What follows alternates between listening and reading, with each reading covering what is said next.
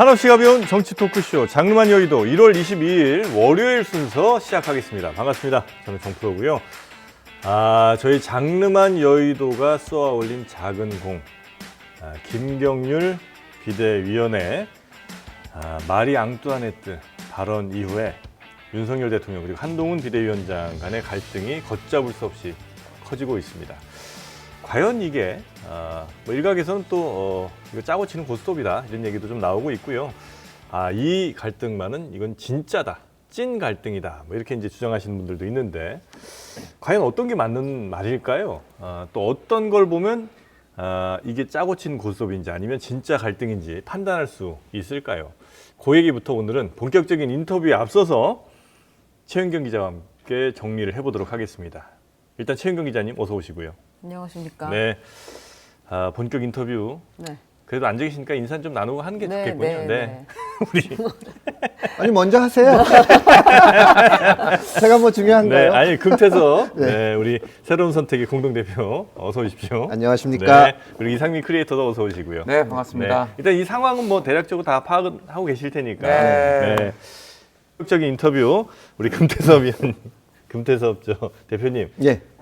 죄송합니다. 이렇게 모셔놓고. 아니에요. 저도 아주 이게 흥미 있는 거고 어제 이준석 대표하고 의논할 게 있어서 앉아 있었는데 저희도 이 얘기 계속 했거든요. 네. 오늘 이제 국민의힘 계신 분들한테 여기저기 좀 물어보고. 물어보셨어요? 네. 그러니까 본인 그 국민의힘 계신 분들은 약속 대전은 아니다라고 이구동성으로 말씀을 하세요. 약속 근데 대전은 사실 아니다. 생각해 보면 이걸 만약에 약속 대전을 하면 어떤 목적이 있어야 되잖아요. 네. 그러니까 한동훈 비대위원장이 처음 올 때 저 국민의힘 쪽에서는 무슨 6.29 선언 같은 걸 할 거다. 대통령 지지율이 낮으니까 뭐 이런 거를 보여줄 거라는데 임기가 많이 남았는데 그렇게 할 거냐는 얘기가 있는데 그런 걸 하거나 근데 그러려면은 빌드업을 더 했어야 됩니다.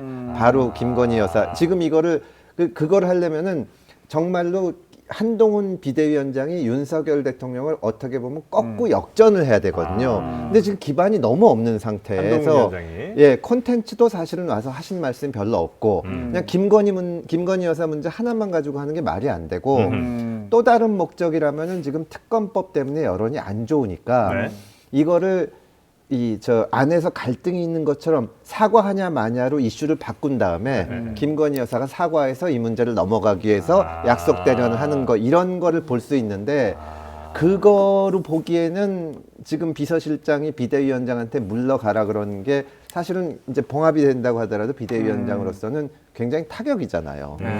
근데 어쨌든 여러 가지 면으로 봐서 어제 이제 같이 앉아서도 얘기할 때도 그 얘기를 했지만 이 윤석열 대통령과 한동훈 비대위원장은 사실 뿌리가 하나잖아요.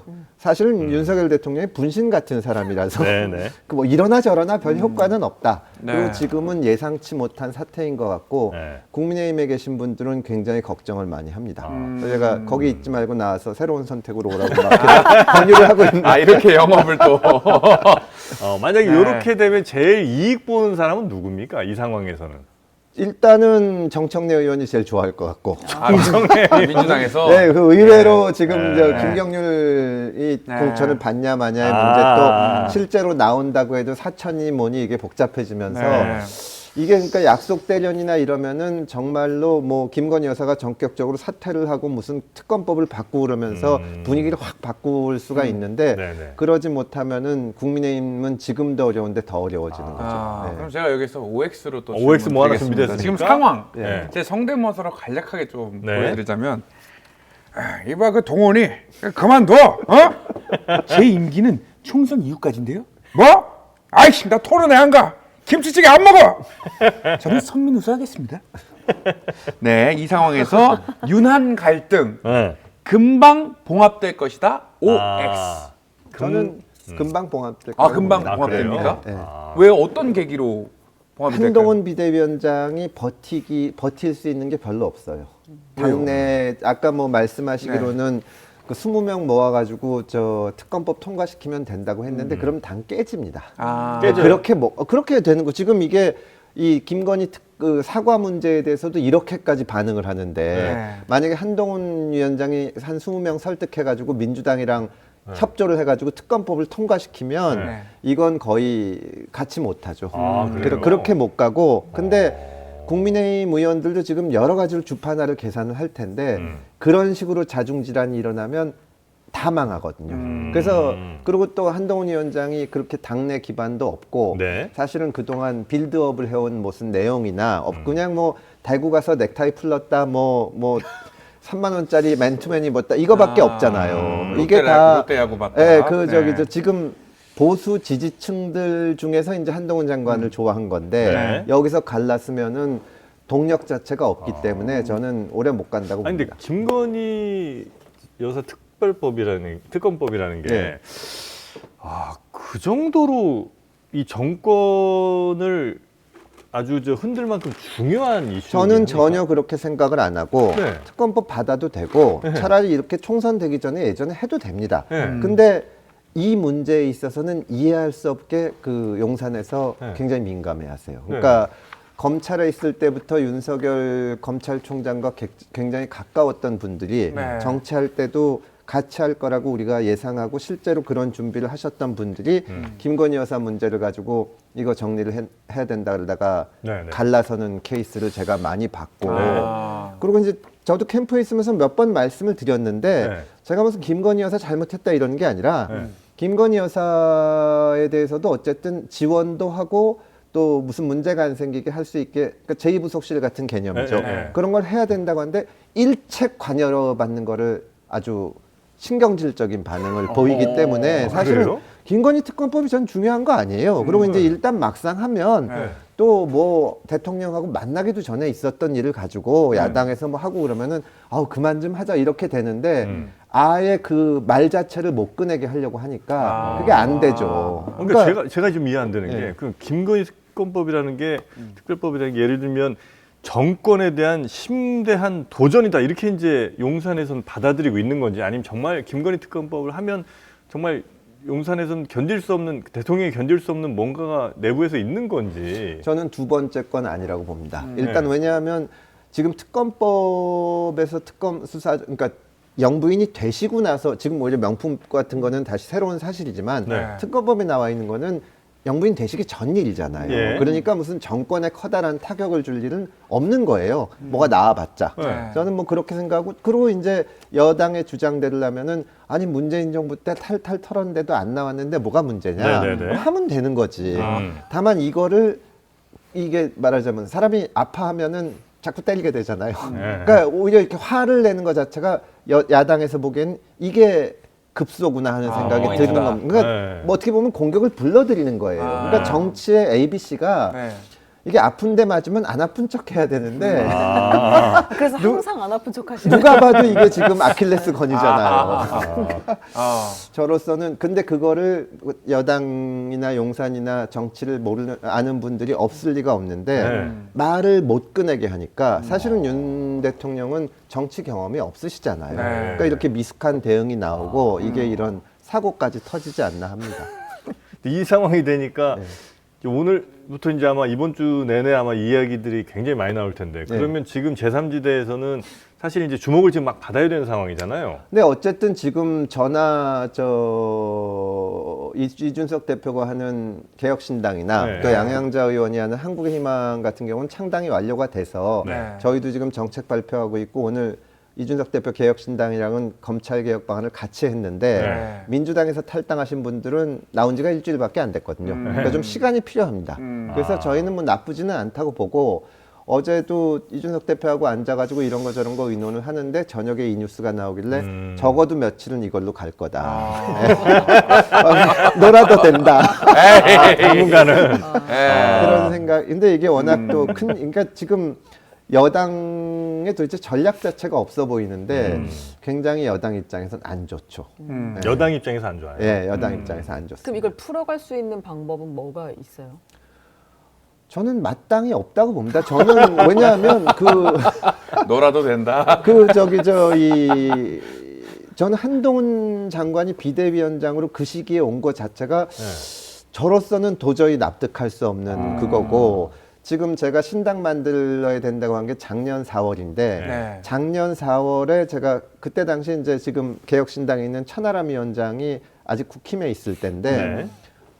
지금 국힘에서 1년 남았는데 사람 키우고 이 발탁하고 이런 거를 아무 데서도 안 한다. 내년 돼서 망할 거다. 근데 여권에서는 무슨 계획이 없어요. 네. 뭐 들려오는 얘기는 용산에서 뭐 선거라는 건 2달 전에만 하면 되지 이러고 계신다 그래서 어려울 거다라고 했는데 한동훈 비대위원장이 올 때도 굉장히 무슨 생각을 갖고 있는지 모르지만 자신 있는 태도로 왔는데 네. 당 지지율에 변화가 없잖아요. 왜냐하면 그때는 사실은 그때 사람들이 진짜 안타깝다기보다 이쪽의 문제라고 생각한 건 대통령의 태도 그리고 수직적 당정 관계인데 그럼 한동훈을 보낼 때 이거를 깨게 만들 역할을 시킬 것이냐 거기에 대한 생각 자체가 없는 거잖아요. 그냥 와서 한동훈 장관이 물론 뭐 능력도 있고 좋아하시는 분들 많고 멋있고 하지만 네. 본질적인 데 대해서 한 말씀도 못 하시는 거예요. 그러니까 여러 매체에서 아까도 말씀드렸지만 기사 제목 보면 뭐 대구에 가서 책상 위에 올라갔다 뭐 이런 거밖에는 없으니까 한동훈 장관 개인의 인기는 올라가는데 안 네. 가죠. 그러면 지금 이 상황에서 어떻게 봉합을 하냐고 하면 네. 한동훈 장관을 진짜 물리고 다른 사람을 올린다고 해도 정말 치명타가 될 것이고 한동훈 장관이 계속 앉아 있으면 오늘 출근하면서는 그냥 간략간략하게 대답을 하셨던데 네. 김건희 특검법 문제, 네. 사과 문제, 뭐 명품백 이 얘기를 계속 물어볼 거예요. 네, 네, 네. 그럼 이걸 어떻게 버티고 갈 네. 거냐? 거기에 대한 방침 자체가 없는 것 같아요. 혹시 그 우리 대표님이 보시기에 네. 용산은 지금 뭘 하고 싶은 거라고 판단하십니까? 그게 저도 아주 궁금해요. 그러니까 이게 모든 사람이 그러니까 동네가. 정치를 아는 사람은 네. 감기 걸리셨으니까. 도대체 이번에 총선에서 네. 지면 네. 3년이 지옥 같은 생활이 펼쳐질 거다. 네. 그건 국민들 전체적으로 봐서도 네. 야당은 뭐 탄핵해라 뭐 난리 날 거고 네. 근데 그러면 대통령 입장에서도 자기가 임기가 5년인데 네. 이번 선거를 지면 3년을 이 선거 끝나고서부터는 국힘 의원들도 말 안 들을 겁니다. 공천권도 없으니까. 네. 그럼 도대체 무슨 생각을 하는 거냐. 두 가지가 있을 수 있는데 어떤 기기묘묘한 비법을 꺼내가지고 총선에 압승을 하든지 그럼 비단 주머니. 네. 비단 주머니 걱정이 비단 없든지 주머니.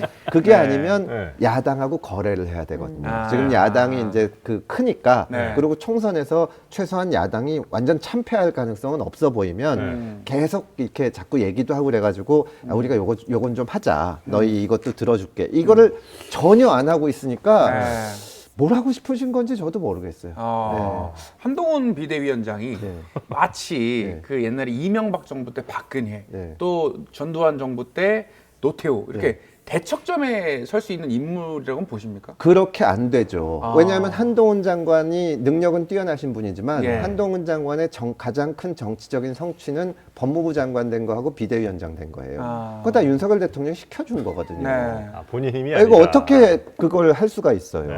그러니까 거기서 하면은 진짜 일단은 배신자가 되는 거고 네. 그런 거니까 이 박근혜 대통령 같은 경우는 이명박 대통령 있을 때 기반이 다르잖아요. 독자적으로 올라온 겁니다. 그러니까 이게 여당 내에 있어도 야당 같은 거고 네. 이게 되는 건데 그리고 이제 아주 옛날이지만 노태우 대통령이 전두환 정권에서 6.29 선언했던 거는 그거는 또 워낙 가까우면서 이게 그 임기 말이니까 이제 이 어떤 서로 의논해 가지고 한 건데 네네네네. 지금 임기가 3년 남았는데 어렵죠. 네. 그리고 어쨌든 이제 비대위원장이 되셨으면 그때부터 차라리 치고 나가서 이거 이런 식으로 가서는 안 된다고 했으면 모르겠는데 지금 아무 말도 없다가 지금 갑자기 하는 거니까 이게 저 여당 내에서도 당장 친윤 의원이라는 의원들이 반발이 나온 거고 그러니까 조금씩 해가지고 그 흔히 연탄가스론이라고 하는데 중독되는 줄도 모르고 중독됐다가 이제 크게 해서 이게 돼야 되는데 아무것도 안 하다 갑자기 마리 앙투아네트 이런 거 하니까 이제 공격을 당하는 거죠. 그리고 사실은 저는 이제 개인적으로는 김경률 회계사 비대위원을 굉장히 좋아하고 신뢰하고 거기 가셨긴 하지만 많은 일을 해주시기를 바라기는 하는데 충심으로 그게 충심으로 바라죠. 그리고 이제 근데 그때 이제 마포에 나온다는 얘기 들었을 때도 제가 그 직전에 들었거든요.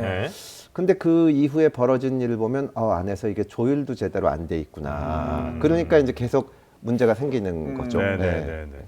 아니 아까 야당과 뭐 이렇게 용산이 이렇게 거래를 그 얘기 좀 해주셨는데 지금 이제 민주당이든 아니면 뭐 제3신당이든 여기는 용산에 대한 불신의 벽이 너무 높지 않아요? 그래서 뭔가를 거래하거나 뭔가를 그러니까 이제 뭐 다 지난 얘기니까 상관은 없지만 네. 민주당 내에서도 사실은 초장에 이제 이재명 대표에 대한 반감들이 있죠. 예. 그리고 저 사법 리스크가 너무 크지 않냐 여러 가지 문제 제기가 있는데 사실은 그 아주 정치의 기본이 됐다면 이재명 대표하고 윤석열 대통령이 친하게 지냈어야 됩니다. 이재명 대표는 저기는 검찰총장 출신이고 사법 리스크도 있으니까 네. 또 친하게 안 지낼 수가 없어요. 네. 그래가지고 이제 약화시키면 오히려 민주당 내에서 이거 되겠냐 이러는데 이재명 대표의 길을 그냥 이쪽에서 정해줘. 영장 청구도 2번이나 하고 막 네. 이러니까 투쟁의 대표가 돼버린 거죠. 저는 진짜 무슨 생각을 하시는지 전략이라는 게 도대체 있는지 근데 이제 한동훈 비대위원장의 입장이라고 생각해 보면 예. 여기가 되게 처음부터 쉽지 않은 자리에 그냥 뭐 반은 끌려 나오듯이 이제 시작한 거잖아요. 이 비대위원장 자리를. 예. 근데 이제 대통령이랑 언젠가 한 번은 각을 세울 수밖에 없는 운명인데 자기 정치를 할 생각이라고. 예. 그럼 이대로 가면 총선에서 질 가능성이 높으니까. 근데 그럼 한동훈 위원장이 한 번은 진짜로 대통령이랑 맞붙어가지고 틀어지는 일을 계획하지 않았을까. 물론 그런 생각도 있었을 텐데 이제 한동훈 장관에 대해서 보수층뿐만이 아니라 중도층 이쪽에서도 능력도 있고 기대를 많이 했을 텐데 네. 사실은 윤 대통령이 2년간 야당 대표 한 번도 안 만나시고 할 때 네. 장관이니까 자연스럽게 야당 의원들하고 대화도 하고 이 좋은 태도를 보였으면 그러면 지금 각을 세우기가 쉽죠. 네. 근데 한동훈 장관이 장관 때도 그렇고 비대위원장이 돼서도 저쪽은 전부 운동권 집단이고 이런 얘기를 했잖아요. 그러니까 주장할 수 있는 게 지금 김건희 사과해라 밖에는 없는 겁니다. 그러니까 김건희 여사가 사과하면 그다음엔 무슨 내용이 있겠어요. 더 할 게 별로 네네네네. 없죠. 알겠습니다. 하여튼 뭐 이 용산 네. 또 혹은 뭐 여당 이야기는 뭐 요 정도 하고 네. 왜냐면 또 네. 제3 그렇죠. 좀 맞아요. 얘기해드려야 되니까 네. 좀 해주세요. 네, 신당 이야기로 좀 가보겠습니다. 네. 언제 빅텐트 쳐요? 안 쳐요? 아니 저희는 빅텐트를 쳐야죠. 제가 그 네. 개혁신당 창당대회 가서 축사를 할 때 네. 무슨 얘기를 했냐면 그 전날 제가 일이 있어가지고 시내를 좀 몇 시간 돌아다녔는데 네. 진짜 많은 사람들이 이렇게 저한테 손을 잡으면서 아 진짜 이제는 국민의힘하고 민주당 못 찍겠다. 그러니까 시내라는 건 서울 시내요? 서울 시내죠. 아. 네, 돌아다니니까 그때 네, 아니, 보통 시내라는 표현을 서울에서 잘 안 하잖아요. 그러니까 이 돌아다녔는데 음배도 아니고. 이제 사람들이 제발 좀 찍게 좀 해달라. 그러니까 여기서 우리는 지금 뭐 누가 뭘 하냐 어쩌냐 정치권에서는 서로 관심도 많고 내가 주도권 하고 싶다 이런 욕심들도 있고 한데 밖에서 관심이 없어요. 진짜 좀 뭐라도 하나 만들어주면 우리가 찍겠다. 네네네. 이게 전통적으로 보수세가 강한 강남 서초 쪽 사람들을 만나도 그렇고 그분들도. 예 강북 쪽도 그렇습니다. 제가 서초동 있는 사람 만났더니 네. 자기들도 진짜 계속해서 지금 이제 국민의힘 쪽 찍어줬는데 네. 오는 사람들 퀄리티도 도저히 마음에 안 들고 자기들도 무슨 뭐 이 주머니 속에 현찰도 아니고 계속 찍어주긴 싫고 그렇다고 민주당 찍자니 민주당 하는 짓도 도저히 못하겠어서 네. 조금만 괜찮은 사람 내달라. 아. 그런 얘기를 하거든요. 네네. 근데 이제 막상 찍으러 갔더니 뭐 금태섭 당, 이준석 당, 이낙연 당 이러면은 있으면. 어디 이게 아우 얘들도 뭐 다 똑같은 놈 이렇게 되면 안 되는 거죠. 네네네. 그래서 우리가 이제 합쳐야 된다는 생각은 하는데 네. 사실은 좀 민주당에서 나오신 분들이 더 빨리 나오셨어야 돼요. 아, 그러니까 원칙과 이게 상식 그분들. 제가 그 연초에 사실은 1월 4일인가 이낙연 대표를 만나서 얘기를 하는데 그때 이낙연 대표가 아마 1월 4일인가 탈당 기자회견을 하려다가 그 전날 이재명 대표가 피습되면서 늦어졌거든요. 네. 그때 이제 이원욱 의원님인가 그 지금 미래대연합 하시는 의원님들이 이재명 대표가 완쾌되면 그때 최후 통첩을 하겠다 이렇게 한 거예요. 그러니까 우리 입장에선 뭐 선거 전에 나오시긴 나오는 건가 막 이러다가 다행히 결단을 내리고 네. 지금 나오셨는데 네. 나오신 지 일주일 됐으니까 당을 만드는 거죠. 그러니까 이제 마지막에 통합형 비대위 만들어야 된다고 말씀은 하셨는데 네. 이제 어쨌든 본인들도 하시고 싶은 말씀도 있을 거고 네. 그동안 민주당에 대해서 뭐 성찰이나 반성하실 내용도 있을 거고 그걸 그분들의 시간이 필요합니다. 네네. 그러다 보니 이제 점점 늦어지는 건데 뭐 그 각자 생각이 다르기는 해도 이제 선거가 다가오면 네. 어쩔 수 없이 할 수밖에 없다고 봅니다. 아니, 근데 그게 꼭 5당이 한 번에 원샷으로 가야 될 필요는 없잖아요. 예를 들면 이준석 그다음에 우리 금태섭 대표님 여기 뜻이 어느 정도 좀 맞는다고 보면 먼저 하고 그러니까 그다음에 그런 움직임들이 네. 있고 네. 이제 뭐 2개, 3개라도 먼저 하자. 예, 예, 예. 예를 들어서 뭐 이제 민주당에서 나오신 분들은 민주당에서 나오는 사람끼리라도 먼저 하자.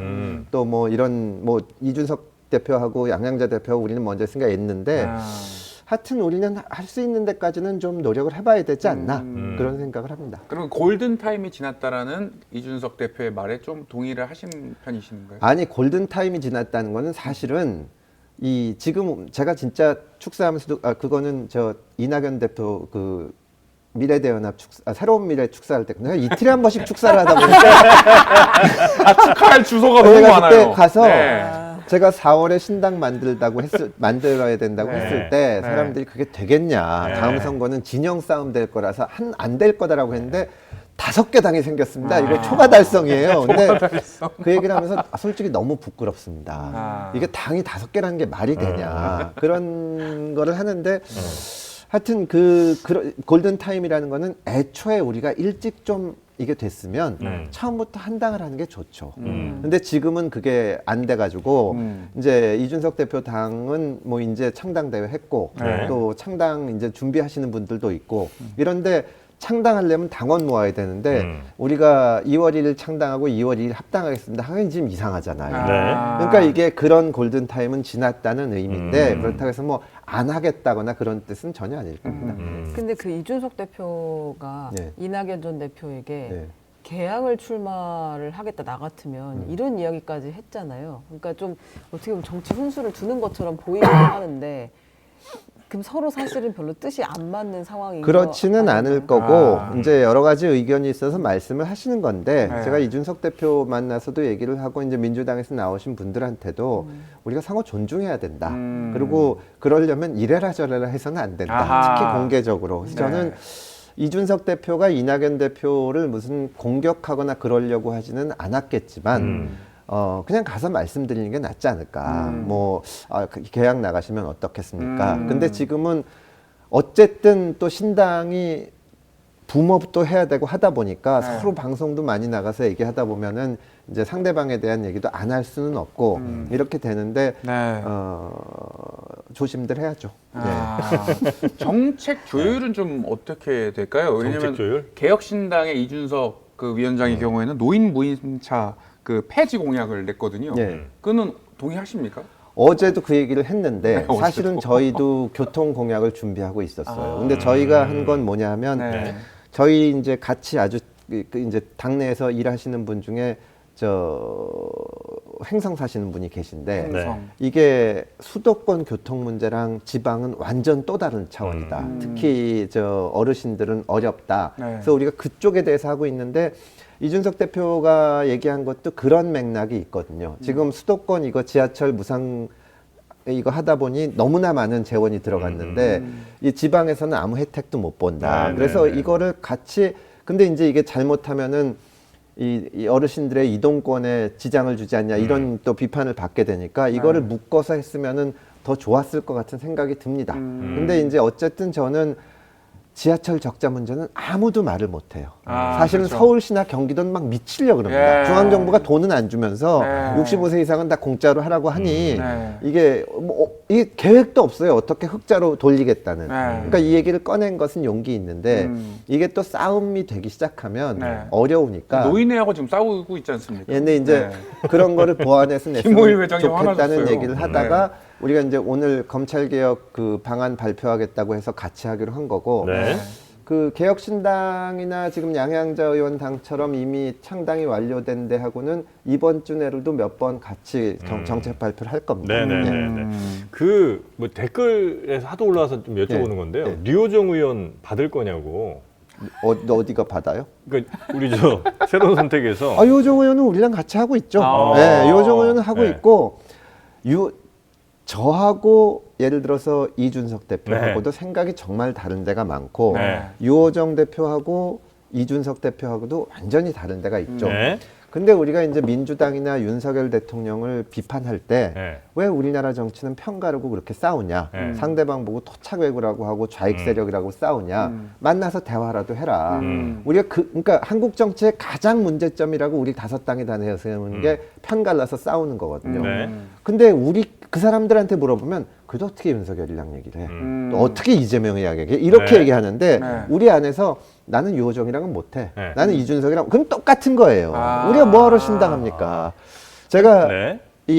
지난주에 이제 기자간담회를 하면서 네. 뭐 그때 선거연대 얘기도 나오고 지역구 따로 비례 따로 이런 얘기가 많이 나와서 한 당 해야 된다.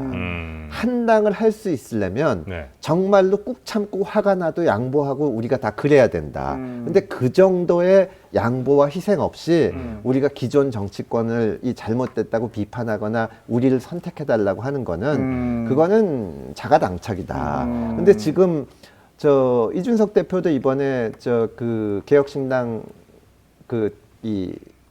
이제 대표자 수락연설을 하면서 네. 유호정 의원 얘기를 하면서 유호정 의원이 여성징병제 얘기를 했는데 자기는 그것과는 의견이 다르다. 네. 그러나 자기도 유호정 의원이 그 얘기를 해줬기 때문에 병역에 대한 자기 정책을 내겠다. 그렇게 가는 겁니다. 아.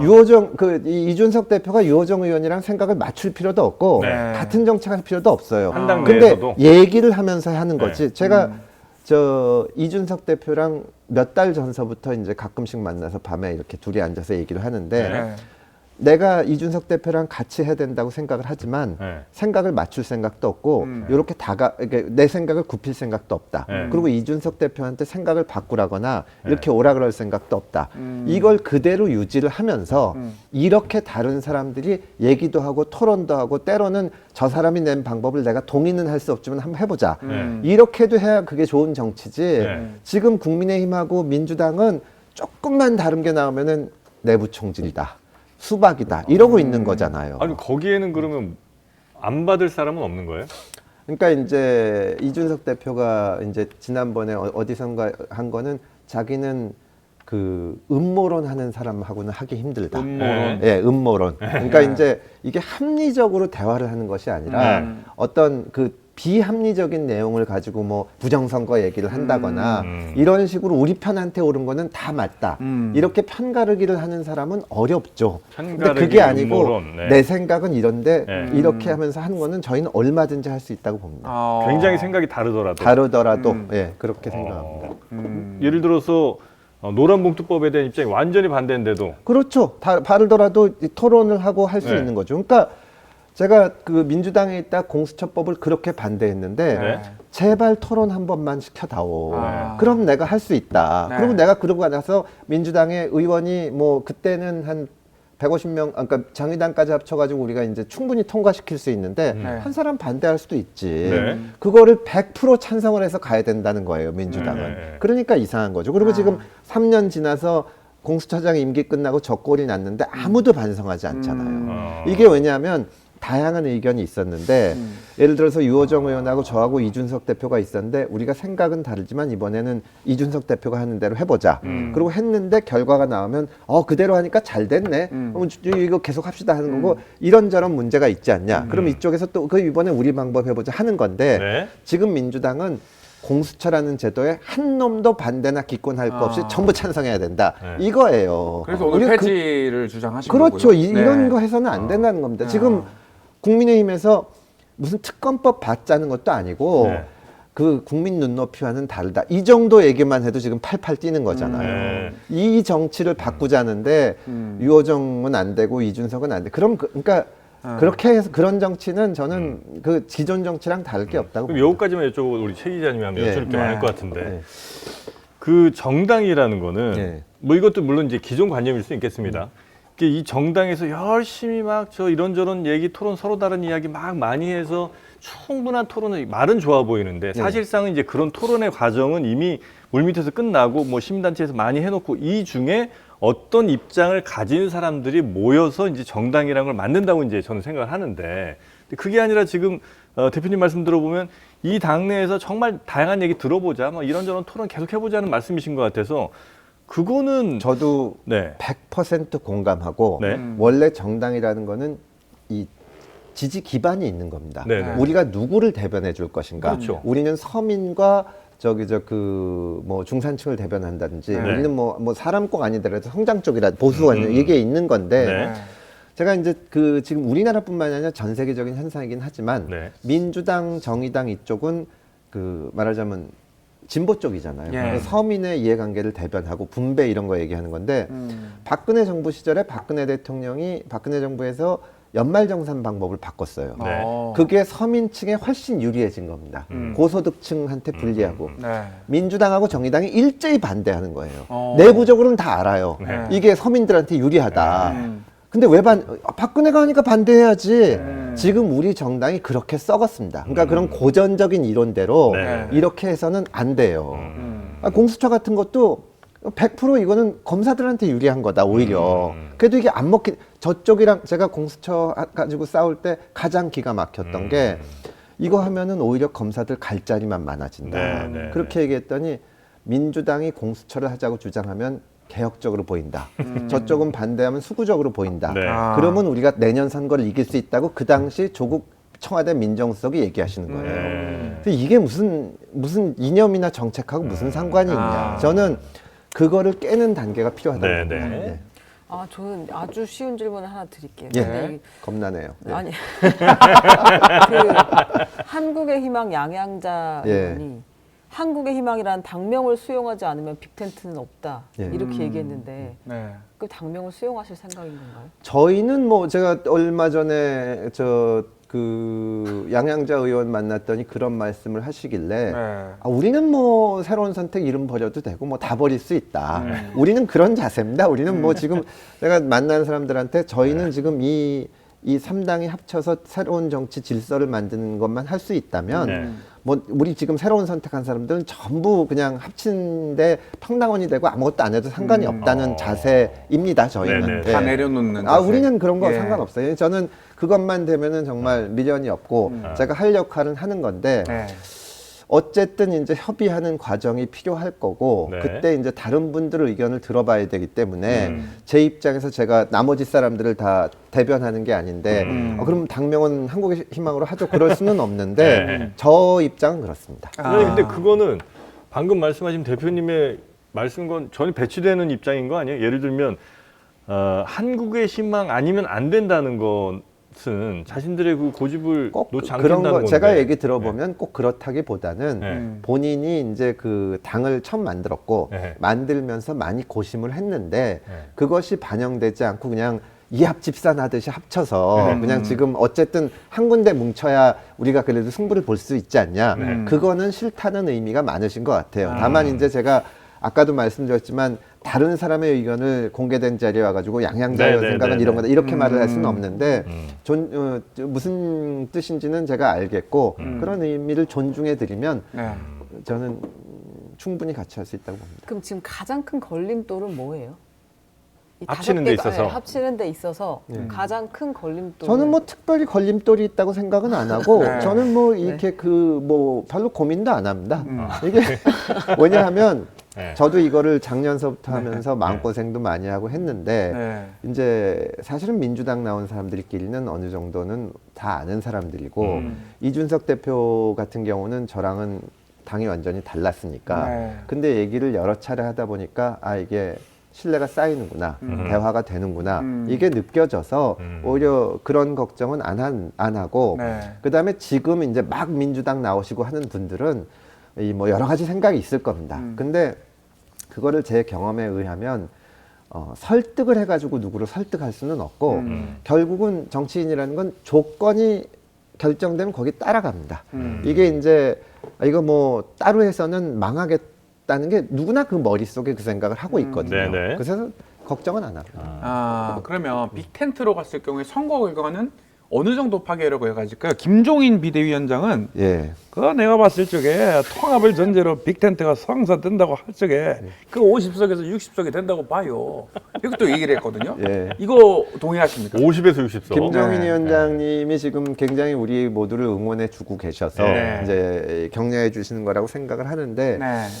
저는 선거는 굉장히 또 어떤 면에서 바람도 있지만 냉정한 게 있어가지고 그냥 장래 미래에 대한 약속만 가지고는 어렵고 네. 우리가 진짜 이렇게 생각이 다른 사람끼리 합치는 걸 보여주면 유권자들이 우리에게 기회는 줄 거라고 봅니다. 네, 네. 기회는 줄 근데 이 정치를 바꾸는 기회가 되려면 네. 전체 의석의 10%, 30석 정도는 돼야 된다고 보고 30석. 저는 1년 전에도 그 얘기를 했고 그러면은 우리가 교두보를 확보하고 22대 국회에서 진짜로 다른 모습을 보여줄 수 있고 27년에는 집권에 나설 수도 있을 네네. 거기 때문에 어. 30석 정도 예상합니다. 아니, 근데 이제 30석. 이렇게 뭐 30석이 됐건 혹은 뭐 40석이 됐건 아무 없이 그냥 나는 백의종 군도 괜찮다는 말씀이시잖아요. 예. 30석만 혹은 뭐 우리 제3세력이 주요 정치 세력으로 성장한다면 아무 욕심 없다는 것이잖아요. 예, 예. 근데 이제 그들이 그렇게 성장할 때 예. 원래 이 제3세력을 생각하면서 꿈꾸셨던 것들이 있을 텐데 예. 그 사람들 실질적으로 당을 운영하고 혹은 뭐 원내에 들어간 사람들은 금태섭 저 대표님과는 좀 다른 생각으로 또 당을 끌고 갈 수 있잖아요. 그러지 않게 하려면 대표님께서 정말 그 당의 뭐 대표를 하든 혹은 어떤 직위를 하든 뭐 이렇게 가야 되지 않습니까? 그게 대표를 한다고 되는 것도 아니고 예. 이제 지금 이제 이 정치권에 있는 사람들은 더 민감하게 받아들일 텐데 국민의힘의 문제가 뭡니까? 윤석열 대통령 결정하면 다 따라가는 거잖아요. 민주당도 그게 문제고 네. 안철수 새정치도 그게 문제였거든요. 다 안철수만 쳐다보는 거예요. 그러니까 처음에는 네. 저도 진짜 이 정말 내가 이 사회를 위해서 기여하기 위해서 정치를 좀 바꿔놔야겠다. 네. 그래서 이제 안철수 그 당시 이제 대학원장이 도와달라고 해서 돕고 있는데 네. 어느 순간 기존 정치랑 이게 뭐가 다르냐. 여기서 아무리 얘기해도 소용이 없어요. 네네. 안철수만 쳐다보는 거예요. 그거 바꾸자는데 지금 다들 동의하고 있는 겁니다. 그러니까 제가 대표가 됐던 이낙연 대표가 되든 누가 되든지 간에 네. 그렇게 되면은 금방 깨질 거예요. 아. 그러니까 그러니까 저는 이제 당연히 출마해서 할 수 있는 데까지 최선을 다해야 되고 네. 그러는 거지. 제가 무슨 우리가 뭘 오래 해왔다 그래서 우리 뭐 공을 인정받아야 된다 그런 주장을 안 해야 된다는 거지.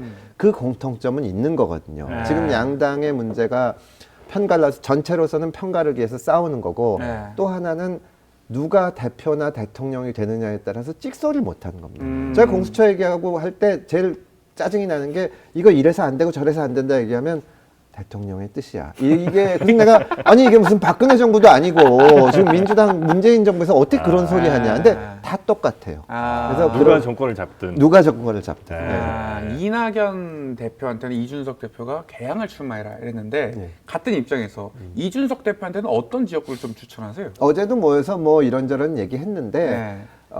저도 말씀드렸듯이 이준석 대표 정치인이 특히 어디 출마하냐 하는 거는 네. 결국에는 본인이 얘기해서 결단을 내리는 것이고 네. 제가 이 대표하고 자주 만나니까 제 의견을 얘기할 수는 있어도 네. 여기서 어디 나가는 게 맞다 하는 얘기는 저는 안 합니다. 그럼 금태섭 대표님 어디 출마하실 계획이세요? 저는 지금 이제 당연히 이제 고려하는 곳이 있고 네. 어느 정도 준비도 좀 하는데 네. 지금 이 신당이 그러니까 어느 정도 자리를 잡지 않은 상태에서 네. 내가 어디 간다고 얘기하면 네. 첫째로는 좀 저 자식은 지금 지 당 만들었다고 막 나가는구나. 서로 기분 안 좋아하실 수도 있고 그 다음에 조정될 수도 있거든요. 이제 나중에 모여서 하다 보면 제가 여기 나가려고 했는데 그러지 말고 여기 나가는 게 어떻겠냐. 네. 그러면 제가 지금 만약에 어디 나간다고 얘기하면 그쪽에서는 저 온다고 다 좋아하시겠죠? 근데 또 나중에 바꾼다고 그러니까 그게 유권자들이 굉장히 싫어하세요. 그래서 저는 그거는 좀 신중하게 생각하고 있습니다. 어제 시내를 돌아다니셨다는 걸로 이제 대략 저희가 짐작해도 되겠죠? 아니 서울 시내가 뭐 다 그 25개 구가 있는데요. 네. 일단 서울 시내로 가시는 거죠? 저는 서울에서 출마할 것 같습니다. 서울에서. 그리고 지방에 제가 뭐 외가친가처가 뚜렷한 연고가 없고 그래서 수도권에 나와야 된다고 네. 생각을 하고 특히 서울에 제일 오래 살았으니까 한 번도 안 가보신데 출마하실 일은 별로 없잖아요, 그죠? 제가 강서에서 국회의원이 됐는데 네. 강서에 출마 선언을 하기 전날 제가 이제 가족들을 태우고 밤에 그 동네를 돌아보는데 네. 태어나서 여기를 한 번도 와본 적이 없다. 그러니까 차 타고 지나가 본 적은 있지만 근데 발을 디딘 적이 없고 연고가 없다. 내가 아는 사람은 당연히 없고 아는 사람의 아는 사람을 들어본 적도 없다. 근데 거기 나가서 했거든요. 네. 그러니까 저는 사실은 특별한 연고가 없어서 어디 나가도 당선될 거라고 자신 있게 생각하고 있습니다. 아, 그렇습니까? 네. 무언병으로. 저는 뭐 가라는데 다 갈 수 있습니다. 가라앉아 당연시키는 곳으로 가겠다. 알겠습니다. 지금 이제 그러면 이제 시간표가 예. 그 신당의 시간표는 대략 한 설 정도는 어쨌든 지나야 뭔가 이렇게 가능하겠고 지금 2월 한 9일 지금보다는 설 전에는 지금보다는 훨씬 가닥이 잡혀야 됩니다. 가닥은 잡혀야 예, 되고. 가닥이 잡혀야 되는데 네. 이게 뭐 먼저 오늘 저 미래대연합에서도 뭐 되는 데부터 하고 하자 그러는데 이게 어떻게 보면 좀 잘 되는 방향으로 가는 경로가 있을 것이고 네. 한꺼번에 다 안 되더라도 네. 그런 거를 좀 보면서 하여튼 네. 설 전에는 좀 네. 가닥이 잡히지 않을까. 그래야 우리도 유권자들은 근데 탄력이. 지금까지는 잘 한 것 같습니까? 저는 지금 아까도 얘기했지만 저 축사를 이틀에 한 번씩 다니는 게 대단히 부끄러웠습니다. 지금 뭐가 잘났다고 지금 우리가 이렇게 이런 거 저런 거 공개적으로 제안을 할 수가 있는 건지 이 정치 바꾸겠다고 신당이 성공한 적이 별로 없다고 네. 하는데 신당이 5개가 나온 적도 별로 없어요. 네. 사실은 훨씬 빨리 했어야 되고 네. 그래서 진짜 그 중에 한 사람으로서 대단히 큰 네. 책임을 느낍니다. 네, 송구스럽습니다. 축사 품앗이 그만하시고 이제는 새로운 분들 좀 모셔와야죠. 그러니까 제가 저기 그 김정민 의원하고 앉아서 얘기하면서 네. 아니 민주당에서 같은 시기에 이낙연 대표하고 이렇게 그 현역의원 세 분하고 같이 나오셨는데 네. 당을 2개를 하는 게 나는 이해가 안 간다. 왜 2개를 하고 계시냐. 그래서 그게 우리끼리는 다 이유가 있고 하지만 네. 뭐 결정적으로 노선이 달라서 네. 나는 저 사람하고는 못하고 이렇게 설명을 할 수 있으면 모르는데 네. 그 설명 자체가 불분명하면서 이러니까 이거는 좀 부끄럽고 좀 송구스럽죠. 네. 네. 양 당에서 네. 아직도 나가고 싶은데 지금 눈치만 보는 분들한테는 어떤 얘기를 해보고 싶으세요? 제가 민주당에서 나오신 분들한테도 얘기를 했고 예. 이준석 대표한테도 얘기를 했는데 네. 물론 현역 의원 나오시는 게 도움이 되지만 네. 지금 1월 말이 가까운데 여기서 나오면은 아무리 그래도 공천 불만이라고 여겨질 수밖에 없다. 그래서 이거는 물론 그 중에 좋은 분들이 또 결심하고 나오시면 우리 같이 할 수 있죠. 네. 저희 뭐 안 된다는 건 아니지만 그게 이 우리가 선거 대응하는데 큰 영향이 없을 거다. 그리고 그 또 이제 그 양당에서 나오신 분들이 뭐 현역 의원이 많이 나올 거다 이게 얘기하는 게 저는 뭐 그렇게 큰 의미가 있을 거라고는 생각 안 합니다. 많은 분들이 같이 해주시면 좋긴 하지만 네. 뭐 그렇게 큰 요소가 될 것 같지는 않아요. 우르르 막 나와도요. 우르르 나올 것 같지도 않고 그래요? 그다음에 이제 나올 때 진짜 저기 공천 결정되고 뭐 할 때 이렇게 네. 나오면 얼마나 진정성이 있을까. 그리고 아까 제가 유권자들이 생각이 우리하고 달라요. 네, 유권자들 생각은 진짜 이 기존 정치권 찍기 싫다. 그럼 좀 새로운 모습을 보여줘야지 맨날 거기서 그 사람들이 그냥 간판만 받고 달고 나왔구나. 이래서는 좀 어렵습니다. 사람도 좀 바뀐다고 봐야 되겠고요. 마지막 네. 질문 하나만 네. 드릴게요. 예. 그 용해인 의원이 추진하고 있는 비례연합 정당 있잖아요. 예. 그거는 가능성을 얼마나 보시나요? 저는 몇 년 내에 우리 정치에서 본 것 중에 가장 잘못된 일이라고 생각합니다. 가장 잘못된 예, 일이요? 저는 뭐 민주당도 비판하고 국민의힘도 비판하지만 네. 지난번에 지금과 같은 선거제도 만들어서 위성정당 만든 거는 우리 헌법상 선거제도와 정당제도를 뿌리째 흔들어 놓은 겁니다. 그때 저는 지금 솔직히 말해서 민주당이 이번에 나오신 분들도 네. 그 부분에 대해서 입장 표명은 있어야 됩니다. 이 위성정당은 사실은 민주당이 하는 주장을 더 과격하게 주장해 주는데 책임은 없어요. 우리 당은 아니니까. 그래서 저는 이탄희 의원이 나와가지고 저는 이탄희 의원 기대도 많이 했고 했지만 네. 자기가 뭐 불출마 선언까지 하면서 뭐 어쩌고 저쩌고 하는 걸 보면서 정말로 화가 났습니다. 어떻게 저럴 수가 있을까? 자기 당에서 정상적으로 비례 후보를 내야지. 네. 밖에 있는 사람들하고 그러니까 비례는 저기서 하고 이거는 뭐 법이 이렇게 있다 보면 거기 맞춰서 이렇게 저렇게 전략도 세우고 하는 거지만 선거제도 정당제도를 흔들어 놔서는 안 되는 거고 지금 그러니까 현실적으로 나오는 것도 어떻게 보면은 민주당의 간택을 받아야 되는 거거든요. 그러니까 지금 저 그 비례 뭐지 진보 비례 연합 정당인가 하신다는 네. 분들이 1호 공약이 윤석열 탄핵이에요. 근데 어떻게 그러니까 뭐 윤석열 대통령 반대할 수는 있지. 그러니까 정말 극단적인 공약을 막 해가면서 오는 겁니다. 이런 거를 한다는 거는 저는 용해인 의원하고 만나본 적은 없지만 정말 책임 있는 정치인으로서 해서는 안 되는 일이라고 생각하고 네네네. 진짜 아주 정말 화가 날 정도입니다. 그렇습니까? 용해인. 용해인 의원과 같이 한 자리에서 토론도 괜찮을까요? 저는 얼마든지 할 수 있습니다. 아, 저는 그거 아주 굉장히 중요한 문제라고 생각하고 네네네. 예, 그렇습니다. 그리고 그 얘기는 제가 예.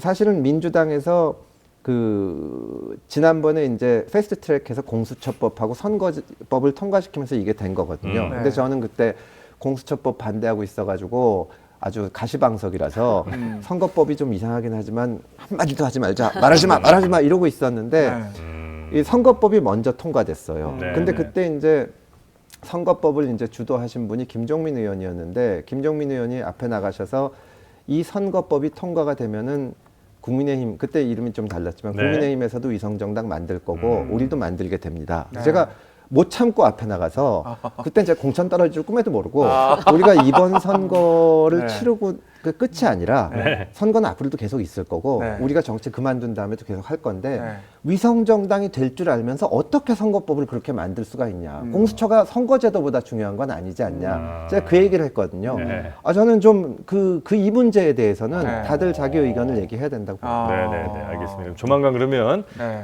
용해인, 금태섭 두 분의 네. 토론 시간 한번 마련해 보도록 용금 하겠습니다. 토론으로 가겠습니다. 네, 고맙습니다. 네. 자, 오늘 함께 해주신 새로운 선택, 요즘 뭐 어려움이 좀 많으실 텐데 이번 주는 조금 쉬셔도 되겠고요. 네, 새로운 선택. 한동훈 비대위원장께 감사의 말씀을 드립니다. 네, 금태섭 대표님 대단히 고맙습니다. 감사합니다. 네, 자 그리고 우리 이상민 크리에이터도 고생 많으셨고요. 우리 네.